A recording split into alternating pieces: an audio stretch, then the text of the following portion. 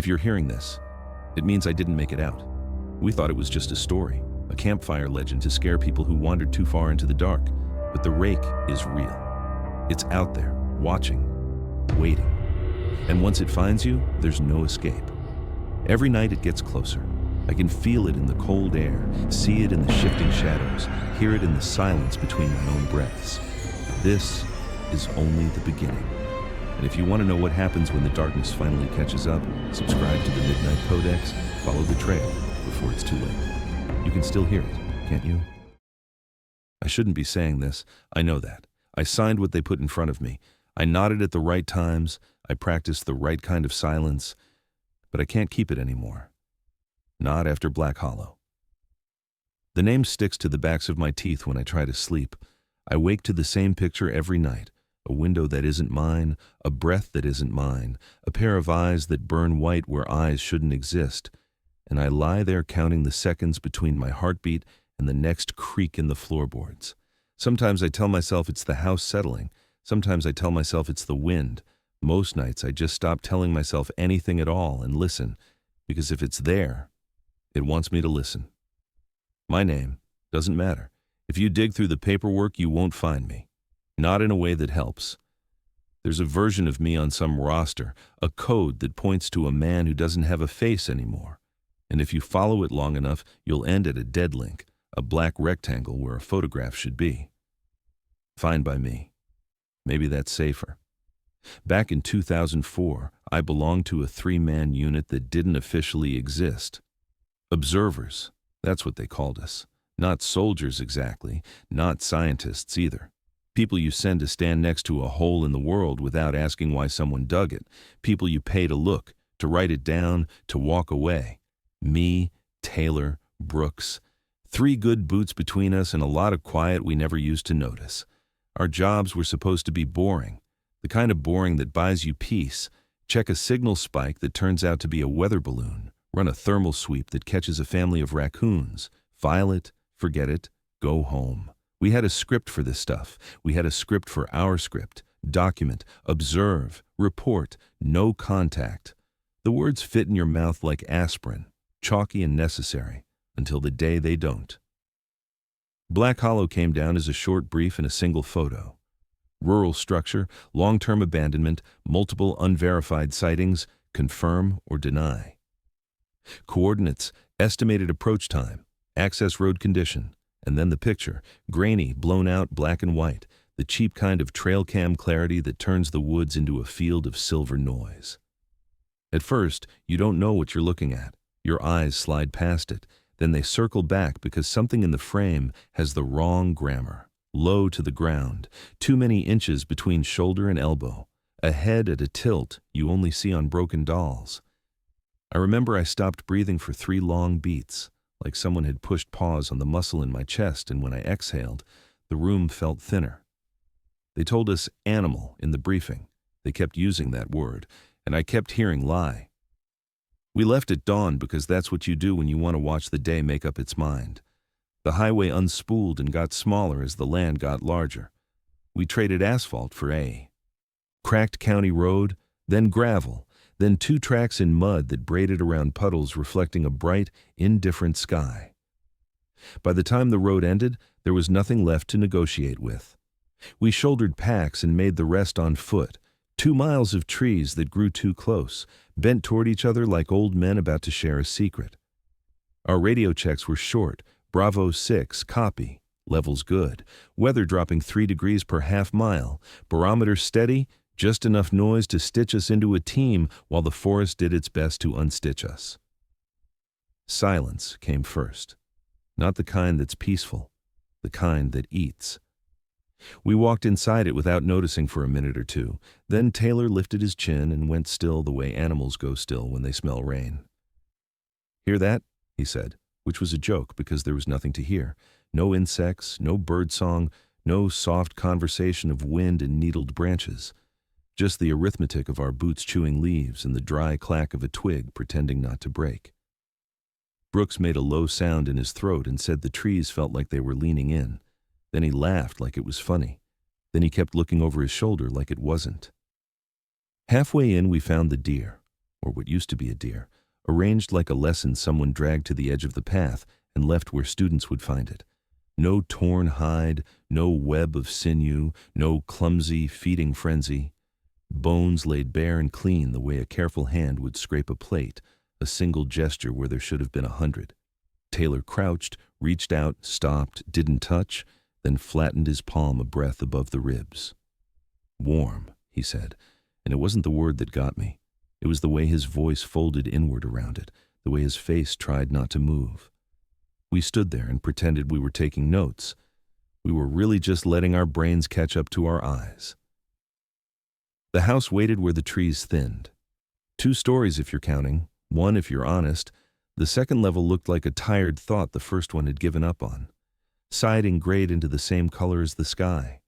Shingles gone bald, windows clouded with dust and something else that didn't look like dust. From a distance the place had the humility of ruins. Up close it had a mean mouth. The front steps sighed when we climbed them, and the porch boards complained the way old men do. It smelled like copper under the wood, old blood, the kind that starts sweet and ends metal, and something sour riding shotgun with it, like fruit that stayed too long.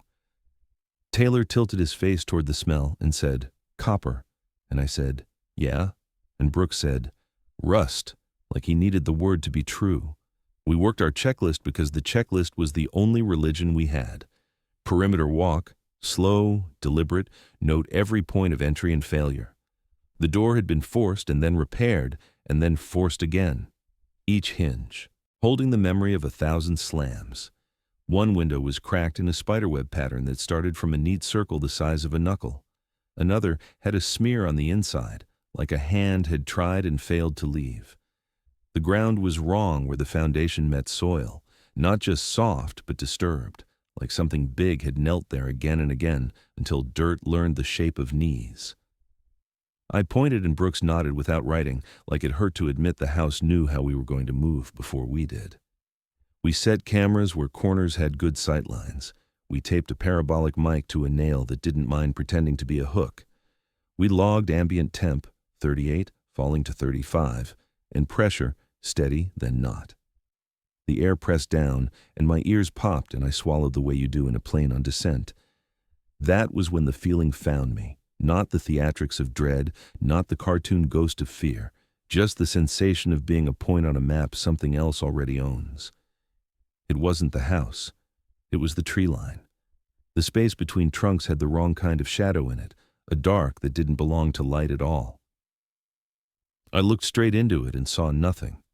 I looked away and saw something in the angle of my seeing. "You feel that?" Taylor asked, and I said, "Yeah," and we both pretended we were talking about the weather. It broke the first rule of photographs. It looked back, not with eyes, not yet, just with presence. A smear of pale low to the ground, not moving, not hiding, waiting like a sentence without a verb. I told myself it was a trick of contrast. White against black, brain filling in a shape, and then the smear tilted, just a degree or two, the way the picture had shown us, as if it were listening to our thinking. I reached for the camera and blinked, and when my eyes opened, it had unexisted. Brooks said, "inside," like he'd swallowed a stone, and we followed the word because it was the only one left that had weight. The door didn't so much open as lose the argument. Hinges cried in a voice that remembered better days and then remembered worse. The air on the other side hit us like the second half of winter, colder by more than the math of shade. My breath lifted in front of me in thin curls and hung there longer than it should. The flashlight cone carved a path through dust that didn't quite behave like dust, not just falling, but lacing the space like cobwebs spun by time. Wallpaper had been left to peel itself to death. Long strips curled from the plaster like old skin, edges stained the color of tea. A calendar nailed to a crooked nail insisted it was November 1991 and refused to argue further. The clock over the kitchen doorway had stopped at 2:47, but still ticked sometimes in a way that made you doubt all clocks. We did the dumb brave thing every training tells you not to do. We crossed thresholds like we owned them. Living room first, couch slumped. With one leg missing, a coffee table that remembered magazines and coffee rings as if that would call them back. A TV that had the old clutching belly, screen filmed with the kind of dust that turns your name to static if you try to write in it. To the right, a staircase sagged under the weight of climbs no one admitted to, steps cupped where feet had taught wood how to hold them. To the left, the kitchen waited with the patience of knives that hadn't forgotten their names. That was when the house made its first sound for us. Not a groan, not a settling, not the narrative of age. A knock, tap, tap, tap, not loud, not urgent, polite even. The sound found us from the kitchen window, 3 beats wide apart like a teacher counting time. We froze because biology told us to.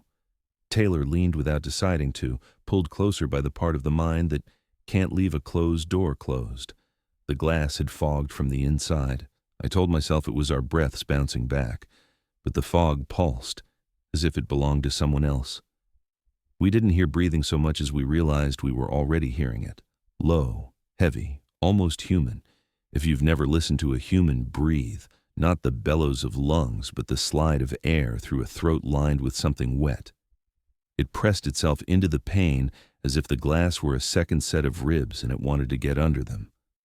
Taylor went rigid. I could see the muscles along his neck draw a new map of his fear. The beam of his flashlight juddered and painted the cabinets with jittering rectangles of light.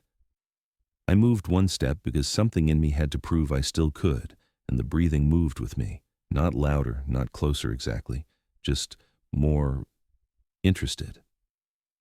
Brooks said, "Don't move," in a voice built to be obeyed, the kind of whisper that lives under the law. My light found the window and the dust and the fog, and the place where the fog cleared itself in an oval the size of a face. Skin existed a hair's width beyond the pane, too pale, too tight over the scaffolding of bone, a jaw too defined to be comfortable.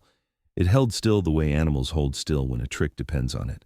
It tilted its head, the same angle as the picture, the same apology to anatomy, and for half a second, everything else in the house pretended it didn't exist. The fridge stopped humming. The clock refused to tick. Even the dust took a breath and waited. I knew then, with the kind of knowing your blood learns before your mind agrees, that we hadn't brought our eyes to the house to inspect it. We'd brought our eyes to feed it. We backed up as one, a slow, choreographed retreat we hadn't rehearsed, and the breathing followed in exactly the way breathing shouldn't. Not louder with distance, not softer up close, just present, like humidity. The pain held. The pain didn't matter. A second passed or a year did. Time has the same face in rooms like that. The knock came again, softer now, as if it were humoring us. Tap, tap, tap. Farther away this time, the front window, then the side, then the back where we'd just been. And I felt the house redraw itself in my head as something that had a perimeter and a predator, and we were inside both. "Smells like copper," Taylor had said on the porch. He was right and wrong. It smelled like old blood, yes, but that wasn't the part that made my tongue go numb. It smelled like a cage a long time after the animal leaves, like hair and fear and the sweet of rotten straw. It smelled like a room that remembers you before you arrive. We tried to wear bravery like clothing. We kept our spines stiff. We whispered in complete sentences. We watched our corners. It's funny what you cling to in a ritual. I cataloged everything I could because the pen in my head was the only weapon I trusted. Cracked linoleum in the kitchen that curled at the edges like a smile, a row of jars on a shelf that held nothing but the ghosts of spices, a knife block missing its biggest brother. The little details kept me human for another minute, and the minute bought us nothing but the awareness that something outside had finished counting us and wanted to begin. The floor under my feet felt thicker, as if a second skin of house had grown under the first. The pressure in my ears settled into a beat that matched my heart, and then started to lead it. I swallowed. The air didn't move. The window fog pulsed. Somewhere to our left, a door we hadn't noticed exhaled and settled on its hinges like a tired animal lying down. I had the stupid thought that I should apologize for tracking dirt, and then the smart thought that everything that mattered had already been tracked in by something that didn't care about manners. We stood there and pretended we hadn't heard 3 knocks that belonged to no one. We pretended we had time to decide what to do next. We pretended the pane of glass between us and that oval of cleared breath was a barrier instead of a polite suggestion. And then the house made the noise it had been saving for last, the sound you don't mistake for anything else, the soft, wet tap of a tongue tasting where your name might be. The fog cleared in a new little circle and then closed again, like a mouth practicing a word. "Back away," Brooke said, and we did, and the room came with us like a tide. I held the beam of my light steady on the place where a face should be and told myself if I could just keep it in the white circle, it would have to obey the rules of light like everything else. The face stayed just outside the circle. The circle got smaller. The breathing smiled. That was the moment I knew leaving wasn't escape. It was invitation. The house was a mouth. The doorway was a tooth. The trees were a throat. We were already halfway down. And still, we stepped deeper. Through the frost on the glass, I saw it, not as a single merciful image that a sane brain could reject, but in a mosaic of wrongness, my light kept stitching together. The arc of a spine that seemed more like a bow bent by a cruel hand than a back meant to hold a head. The jut of an elbow that pointed the wrong way, then further the wrong way, until the joint itself felt like a lie. A knee knifed forward when it should have folded. The thin rope of a tendon plucked tight beneath skin the color of paper left in a damp drawer. It crouched like a sprung trap, coiled, patient, the kind of patience that belongs to things that do not tire. My beam shook and skittered and still found it, and every time the light returned, it hadn't moved. And that was somehow worse than if it had. The stillness had intention. The stillness listened.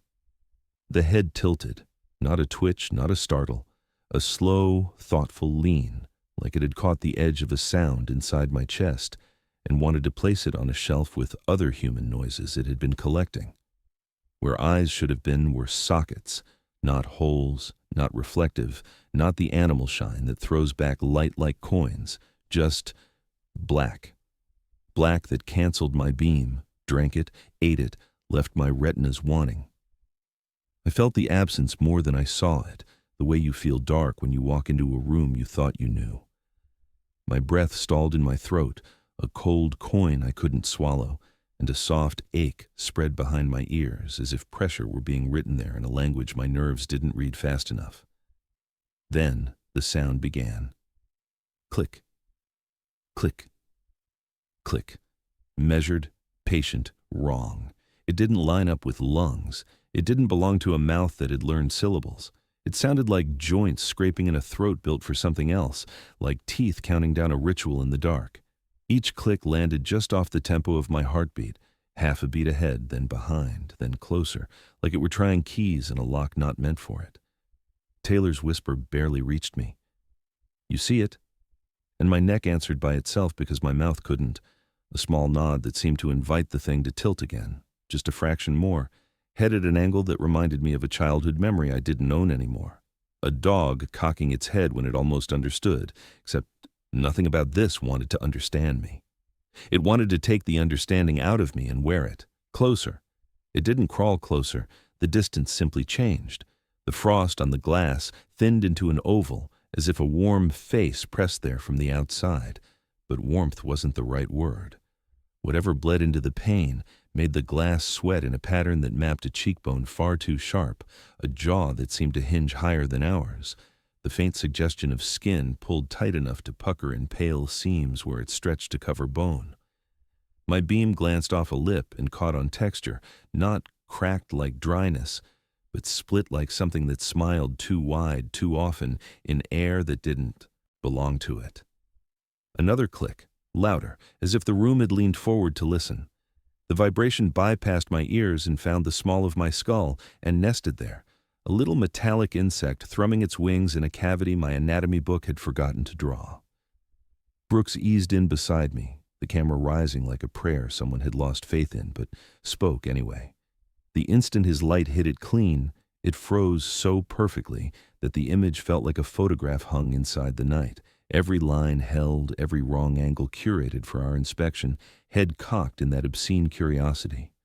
For a length of time that refused to measure itself, 10 seconds, 60, the time it takes to change a life. Nothing moved but dust. Then it did a thing that set my teeth on edge even before I understood why. It tilted the other way with a crisp little decision that had no hesitation, and I heard something in my neck imitate it, a tendon pluck, a muscle flinch, as if my body had been given a new instruction manual and my spine was trying to comply. The pain fogged, cleared, fogged again in a rhythm that didn't belong to any of us. I smelled a wet mineral note through the cracked sash, not quite copper, not quite damp concrete, a taste like batteries on the tongue, and a memory crawled up from a place I didn't know I stored memories. 8 years old, the basement light out, the hot water heater clicking, a shape at the bottom of the stairs that looked like a person until it turned sideways and there was too much elbow. I hadn't thought about that in 20 years. The oval on the glass pulsed. The past lined up with the present like two transparencies, and for a second, I felt the slide click into place in a projector at the back of my head. Taylor's breath hitched. Where'd it go? Except it hadn't gone anywhere my eyes could track. It had simply moved into a plane where my beam couldn't live. The oval fog faded. The pain returned to that smeared milk that made the world simple, and from the far wall, polite as a guest, came a new sound. 3 knuckles asking a question only they understood. Tap, tap, tap. The front room now. My shoulders bunched before my feet moved. Prey, learning a game it didn't remember agreeing to play. We pivoted like beginners at a dance we hadn't trained for, lights overlapping, little halos cutting the house into slices. Another tap from the side, another from the back. I could feel the circle even when I couldn't draw it. A perimeter learned us by feel. Don't move, Brooks breathed, and I didn't, and the house did. The temperature seemed to drop the way a sheet drops over a shape on a gurney. The lights we held felt more like promises than tools. In the brief flare when my beam caught the corner of the window just right, I saw it again. Not a full body this time, but the soft curve of a shoulder pressed to glass, the forearm bowed wrong as it braced, the suggestion of a collarbone, like a ruler under the skin. The oval of breath returned and hovered. I wanted so badly to see eyes that I almost convinced myself the sockets were windows into white, but they were just dark, and the burning I would meet later wasn't here yet, and that made this version worse, because it was studying us without needing eyes at all. It smiled. I didn't see the mouth change so much as I watched the fog pattern on the glass altar, an upward crescent that briefed my brain on what a smile looks like from a quarter-inch away with nothing but cold between it and me. My stomach folded. The click, click, click braided itself into the air and then slipped under it like a current you only feel when a boat shifts course. Behind me, somewhere a room away, something sighed, wooden and tired, and I discovered a new way to be afraid, not of the thing you can point to, but of the house learning to be the thing's throat. The oval cleared once more as if licked, and I finally understood why I had felt the basement as a child when my adult body was in this dead kitchen. It wasn't memory. It was method. This was how it was with us, how it had always been with us, whether we knew its name or not. Stand so close you can hear the human humming in the bones, make them measure their breath, teach them to count the wrong rhythm. When I stepped back, it didn't follow. The breath didn't dim. The oval remained like a lens waiting for a face. Brooks's hand, inches from mine, trembled enough that his wedding band clicked against the camera grip. He hadn't worn that ring on 3 other jobs, and now I wondered if he'd put it on this morning without thinking. A ritual you perform when you'll need to remember who you are later. Enough, I said, though I wasn't sure to whom, and the pain obligingly frosted over completely, as if someone had drawn a curtain. Silence arrived, not empty but full of teeth, and I knew 2 things as cleanly as I knew my own name, which suddenly felt borrowed. It had documented us the way we were documenting it, and the next time it wanted to change the distance, it wouldn't need glass. The house agreed. Somewhere deep in the bones of it, a rib settled. The dust that had hung like a snowfall no one could see chose a direction and drifted that way. A hair on my forearm lifted and stayed, refusing to come back down. I think the oval would have returned if the ritual had been entirely about windows. But the thing was collecting shapes, not pains, and my shape had just flinched the wrong way. The little insect thrummed in my skull again. The head behind the frost made the smallest motion, not toward us, but toward the door. The door began to remember how to breathe. We backed away from the kitchen window with the kind of grace people later call slow, but felt like a stuttering stumble while your joints negotiate with fear. We thought distance might put the rules back where we left them. It didn't.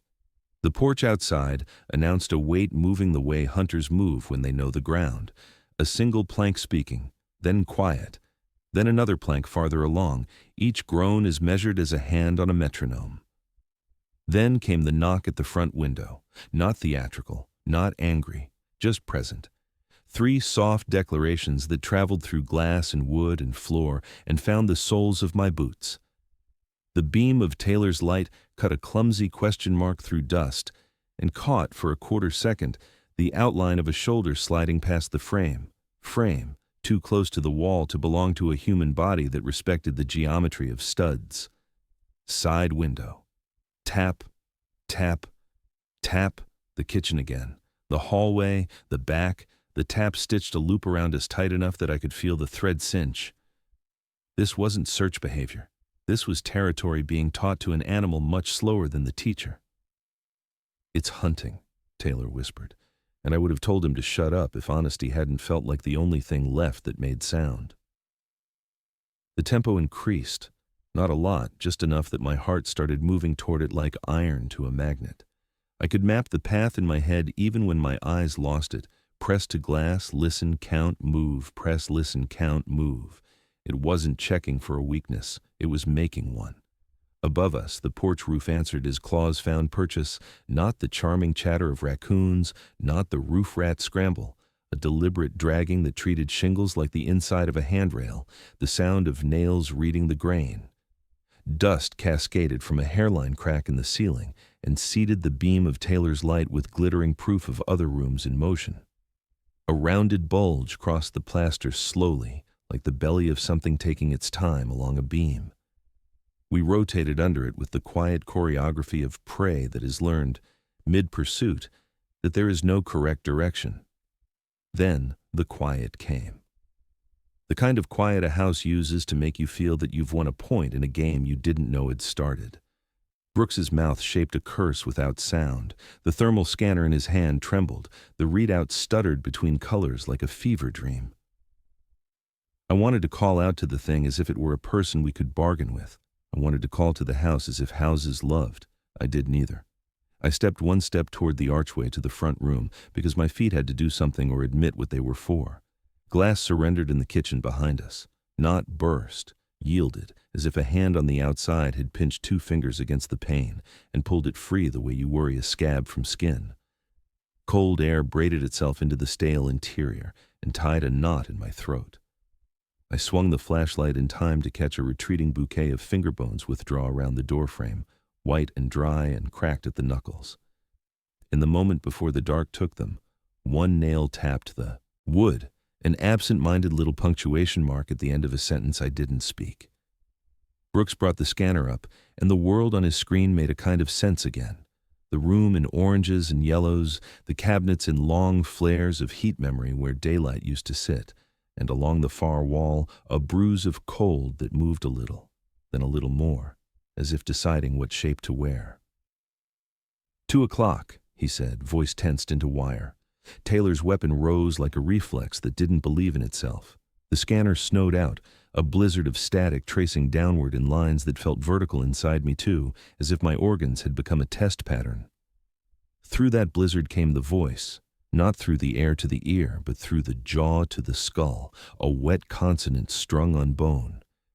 "You see me."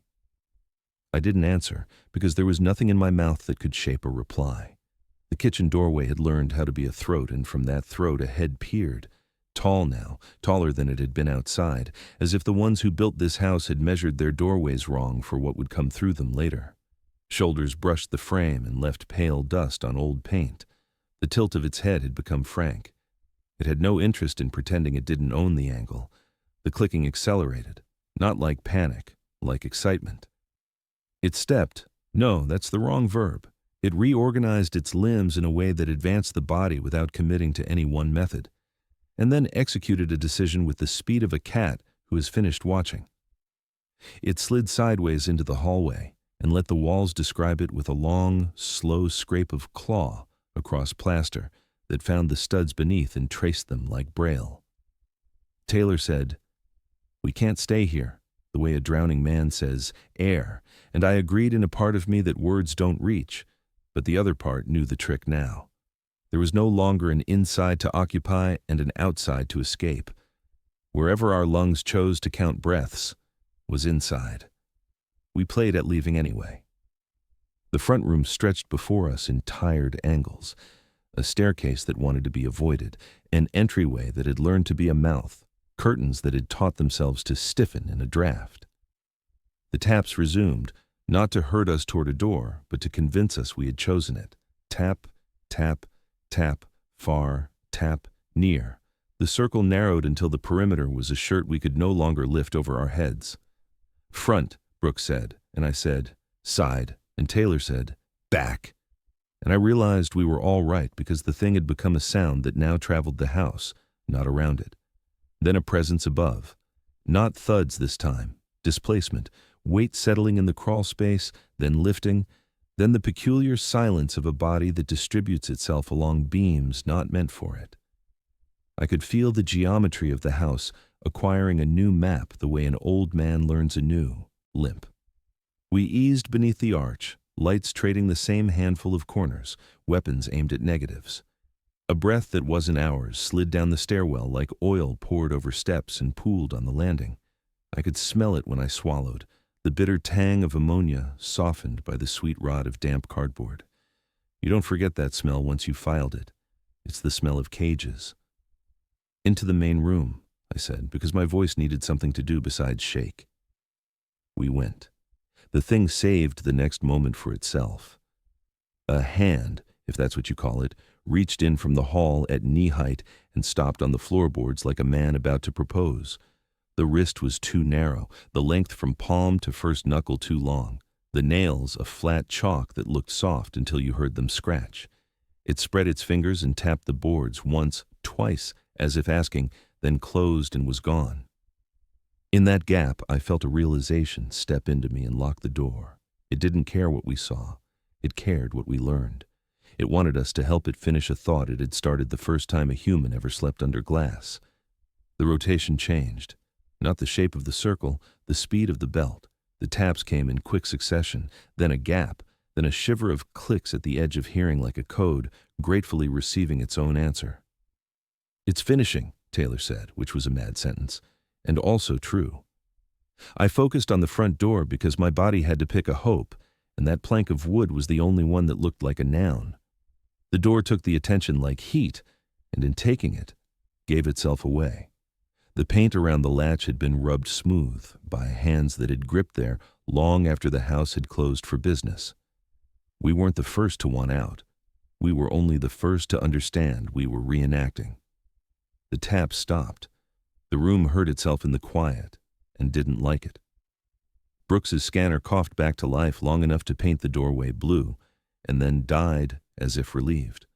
The ceiling above us sighed a long, tired breath and exhaled dust in a line shaped like the path of a body moving for the simple pleasure of scaring movement out of other bodies. "On the roof," I said. "In the walls," Taylor countered. "Both," Brooks whispered, and I knew he meant everywhere. The next sound wasn't a tap or a click or a groan. It was the metallic cough of a screw giving up, the kitchen's inner latch released by itself, and let in air so cold my teeth ached. The circle had tightened until circle wasn't the right word anymore. We stood inside an eye. "Move," I said, and we did, but the floor moved too, buckling just enough under Taylor's weight to make his next step land wrong. He caught himself on the doorframe and left 5 prints in old dust, each one a confession that could be read from the yard. A part of me recorded the detail out of habit. Another part knew that if I ever saw these prints from the outside later, they would be ringed with something I didn't want to learn the name of. Then, the house made room for what we were all pretending not to admit, that doors are just holes with manners. The front door did what good doors do when the rules end. It opened. The first fracture sounded like a command you don't want to obey. A single, clean crack from the kitchen that ran along the grain of the night and stopped everything else. Not a dish, not a falling frame. Big glass making a small decision. I turned, and my light found what my ears had already drawn. A jagged hole the size of a face where a pain had been, the edges wet with the sweat of its own removal. Cold marched through the gap and reorganized the air in my lungs. Something long skimmed the counter with a scrape that set my molars on edge, nails reading wood, not for information, for texture. I brought the beam up and caught the last two joints of a hand withdrawing around the jamb. Skin pale to the point of translucence, knuckles creased like dry riverbeds, nails the dull white of old teeth. The wrist turned in an economy of motion that said it had spent hours practicing on the other side of other doors. Then it was gone. "Pick it up," I told Brooks, meaning the scanner, meaning our courage, meaning time. He lifted the unit, and its heat map threw the kitchen into a child's nightmare palette. Cabinets in warm breaths of amber, our bodies in pulsing oranges, and there along the far wall, a cool smear that didn't settle on a shape so much as hover in the possibility of one. 2:00, he said. "Height?" I asked. He didn't answer because the screen went to static, and in that static something spoke. If you've ever put your ear to a conch and told yourself you heard the ocean, imagine the shell speaking back. "You see me." Not a statement, not a question, a satisfaction. The unit sagged in Brooks's hands like a living thing that had decided to sleep. "Where is it?" Taylor breathed, the words telescoping into one another until language was mostly exhale. My light walked the doorframe, climbed the jamb, and found it standing in the threshold as if thresholds were its native terrain, tall enough that it had to let its spine lengthen to make room beneath the lintel, shoulders sloped in a posture that meant either submission or laughter. The head tilt had lost its inquiry and become an attitude, a declaration of, "I recognize you." The clicks came faster, their rhythm playful now, and then in a movement that persuaded the hallway to believe in speed, it reorganized and was no longer there. The wall carried its exit like a signature, a 4-foot smear where white chalk nails had dragged along paint and found stud, and in that smear the house learned a new line. We didn't run. We performed the movements that running will one day be proud to call its ancestry, a retreat that refused to show. Its back, a set of steps meant to look strategic to the part of the brain that likes plans.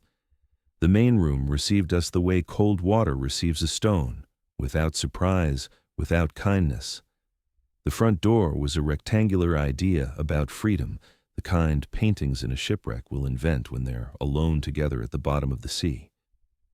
Somewhere between us and that rectangle, something else lived.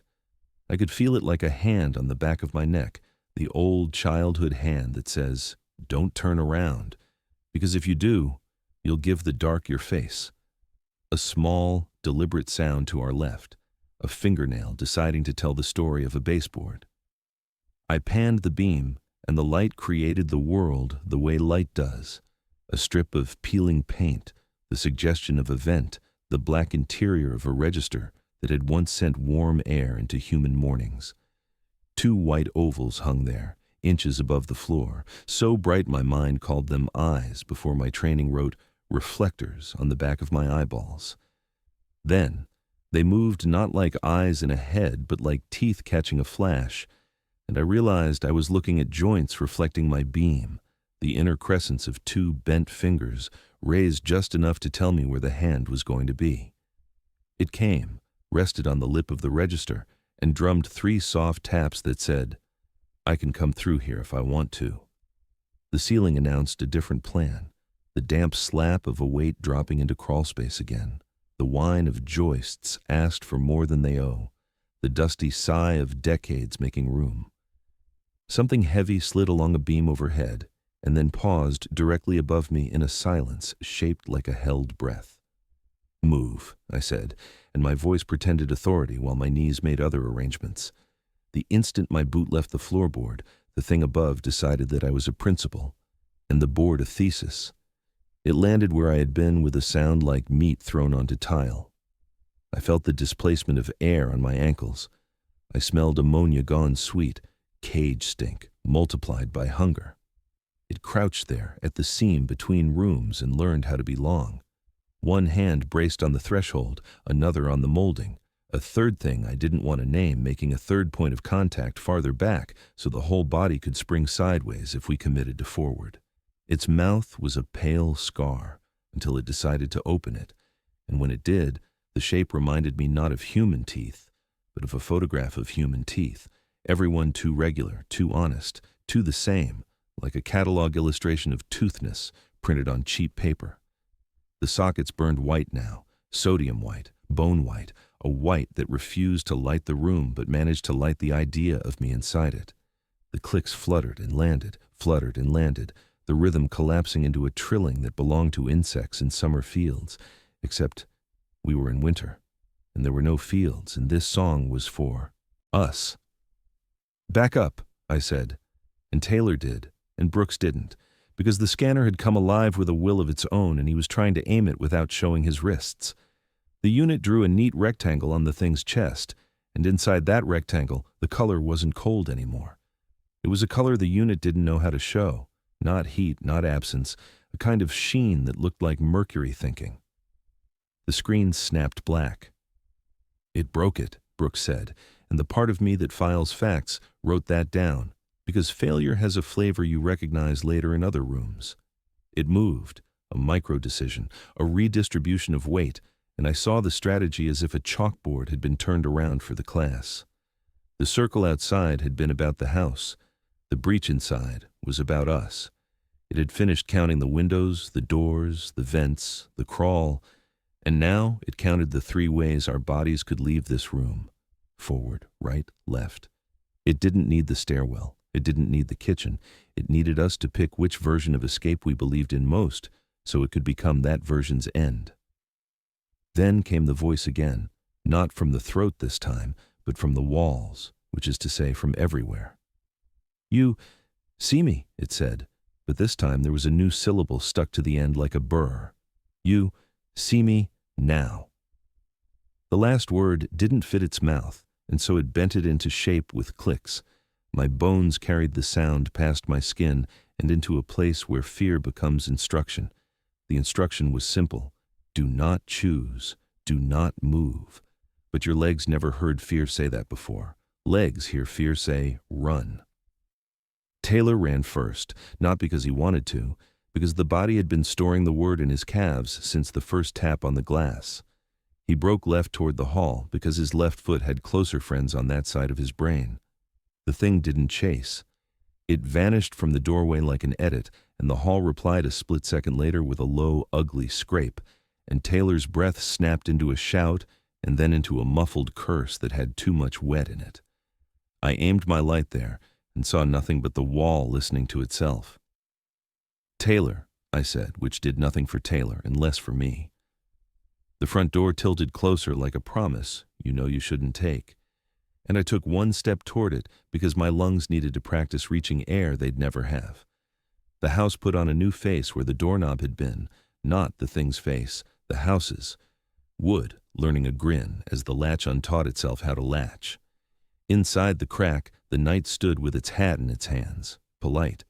I could taste the outside, old leaves, metal frost, the faint electric of distance, and in that taste was a second taste, identical to the first and farther away a third. It hit me that outside here was a room the thing owned the way it owned inside. Freedom was simply a larger throat. "Now," Brooks said, and because sometimes you accept the terms just to change the page, I pulled the door, and the door came, and the night wrapped around my shoulders like a coat that didn't fit, and we stepped out into trees that had been waiting to perform the next part of the ritual. Behind us, the house closed its mouth. In front of us, the forest opened its. Far to our right, something knocked 3 times on wood that wasn't a window. Tap, tap, tap. A trunk, a signpost, a skull. The sound traveled, and in traveling, it measured how far we had to go before the word away could be used in a sentence without lying. Brooks's breath fogged and broke and fogged again, and the little insect behind my ears settled its wings and let me have my own heartbeat back. "Don't stop," I said. "Don't pick a path. Make one."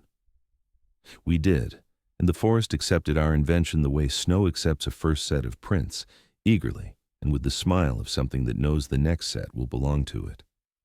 The last thing I heard before the night swallowed the house was a quiet, contented click, as if a coin had dropped into a machine and the machine had started to turn. Taylor screamed, a raw, desperate scream that raked through the stillness of the house, shattering the fragile quiet that had clung to us. My body didn't need permission. I was already running, my legs moving before my brain caught up. I spun on my heel, my flashlight beam snapping toward the hallway, just in time to catch the horrific sight of it, no longer outside, but crawling across the ceiling like something straight out of a nightmare. Its limbs were impossibly long, joints bending the wrong way, twisting at grotesque angles. It moved with a fluid, unnatural speed, its body crouched low to the ground in a way that defied physics. Every inch of its skin stretched tight over brittle bone, pale and almost glowing under the dim light. The way it moved wasn't just fast, it was wrong, as if it wasn't bound by the laws of human movement. And then, the worst part, its head. It tilted, but not in a way that felt natural. It was a slow, deliberate movement, a full rotation as if its neck had no limits, no muscles holding it in place. The eyes, or what should have been eyes, were nothing but hollow black pits, absorbing all light, swallowing it whole. But there was something else, the faintest hint of a glow coming from deep inside those sockets. And then it smiled. A smile so wide, so unnaturally stretched, that for a moment I thought my mind had simply shattered. Teeth, too sharp, too many, filled the grotesque grin, a jagged row that made my stomach turn. The smile wasn't just a smile, it was a promise, a warning. It was telling me, in a way that no human could ever understand, that it was savoring this moment. It wasn't rushing to end us. It was enjoying the process of terror. I couldn't move. My legs were stuck to the floor like cement. My breath was stuck in my chest, my heart beating in slow, jagged gasps. I could hear Taylor behind me, still screaming, but it wasn't a scream of defiance. It was a scream of desperation, a scream that said, "I'm not supposed to be here." And that's when the thing moved. It didn't crawl. It didn't run. It simply shifted, faster than anything I'd ever seen, its body stretching across the ceiling, gliding effortlessly into the hallway. It moved with a speed that should have been impossible, too fluid, too unnatural. Taylor was still shouting, and that's when I realized that we weren't just running from it, we were being hunted. The realization hit like a fist to the gut. It wasn't trying to kill us. It was playing a game where we were the prey. I ran, my legs burned, my feet pounding the floor, desperate to get out, to get away from it. I could hear the thing behind me, the sound of its limbs scraping along the ceiling, the walls, the floor. It was everywhere. I burst through the door, out onto the porch, my breath coming in ragged gasps. The cold air hit me like a slap, the shock of it jolting my senses back to full awareness. I didn't look back. I couldn't. My instincts told me to keep moving, to not stop, to not give it a chance to catch up. But in the corner of my vision, I saw it. It was keeping pace with me. Low to the ground, its body slinking through the underbrush, moving too fast for anything that should be human. I couldn't outrun it. It was faster than me, faster than any human should be. My lungs burned. My legs felt like they were giving out beneath me. My heart was a drumbeat in my chest, but it wasn't fast enough. I couldn't keep up. I stumbled. My foot caught on a root and I hit the ground hard, the world spinning around me as I tried to push myself up. My flashlight fell from my hand, bouncing across the dirt before it landed, casting a flickering wild light across the trees. I could hear it. Click, click, click, louder now, closer, like the thing was savoring my fear. It wasn't just chasing me. It was enjoying this. It was enjoying the hunt. My lungs screamed for air, but my body was done. My legs gave out completely. I fell to my knees, gasping for breath, but I couldn't move. I couldn't escape. I turned my head, barely able to keep my eyes open, and saw it, a flash of pale skin darting between the trees. I couldn't tell if it was moving toward me or just waiting, watching. It didn't matter, because when it stopped, I knew it wasn't done with me. I woke up in a hospital bed. The first thing I noticed was the sound, the beep of the heart monitor, slow, steady. It was the kind of noise that told you you're still alive, but it didn't make me feel any safer. I was disoriented, my body sore, my throat dry as if I hadn't spoken in days. Fluorescent lights buzzed overhead, and the sterile scent of antiseptic clung to the air. For a moment, I thought I was dreaming. I tried to move, but my muscles screamed in protest. A man in a dark suit was standing at the foot of my bed, his arms crossed, his eyes unreadable. He wasn't the type of person you'd expect to find in a hospital room. His presence was cold, clinical. "You're lucky to be alive," he said, his voice flat, devoid of emotion. I tried to speak, but my throat was too dry. "Taylor?" I croaked. He didn't answer at first. Instead, he looked at me with an expression that made my stomach churn. "Missing," he said, his voice almost too casual. "Your footage. Classified." I wanted to scream, to demand answers, but the words wouldn't come. Everything felt heavy. They showed me the footage, the official version, the one they wanted me to see, the one they wanted me to believe, the one where I made it out, where I was lucky, where Taylor's disappearance was a mystery that could be solved with time. But I've seen the tape. Not the one they showed me. The real one. The one that came to me weeks later in a plain, nondescript envelope with nothing but a single VHS tape inside. No return address, no notes, just Project Rake, file number 1, do not duplicate. I didn't hesitate. I watched it. The tape was almost identical to the one I'd seen before, but there were moments in it, moments they didn't show me. The final frame, right before the screen went black, showed me, frozen in fear. My face was pale, my mouth open in a scream that never made it out. And it was right there, inches away from me. Its teeth were bared, too sharp to be real. Its eyes, those burning white eyes, stared into mine as if it knew me, as if it had always known me. Then the screen cut out, leaving only static. But in that static, I heard it. Tap, tap, tap, 3 slow, deliberate knocks. And then the tape ended. I sat there for hours, staring at the black screen, my hands shaking so badly I thought I might break the tape. I didn't sleep. I couldn't. The silence of the room felt too thick, like the air was waiting for something else to happen. 2 nights later, it came to me. A knock. Software quiet. Tap, tap, tap. Not on the door, not on the window, on the wall. It had found me again.